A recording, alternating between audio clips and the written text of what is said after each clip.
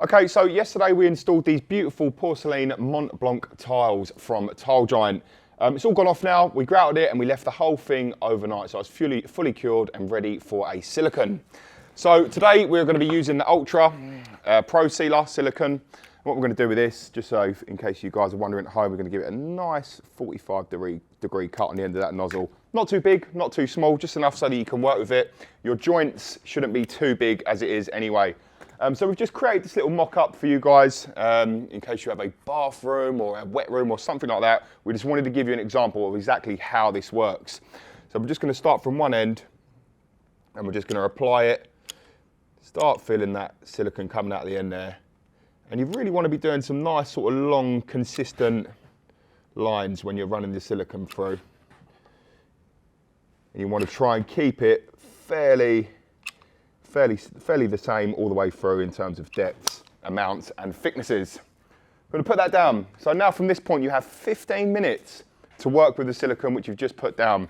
Here's a nice little trick for you guys as well. Soapy water. We've got soapy water and we're going to need a lollipop stick. I've got one over here. Pop down to your local shop, Tesco or maybe whatever's on the corner of where you live.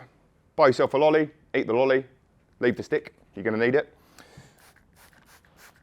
Misty spray of soap all the way through that joint. And this is where the magic happens, all right? It's as simple as this. Anyone can do this at home. You're going to place it on the corner at the start of your silicone and you're just going to run it through that edge there. If you've got too much excess, not a problem. Maybe put it on some tissue or on one of the surfaces where you're working. Carry on running that joint through. Same again, remove the excess. So you could say that I put a little bit too much silicone down on this one, but it's not a massive issue.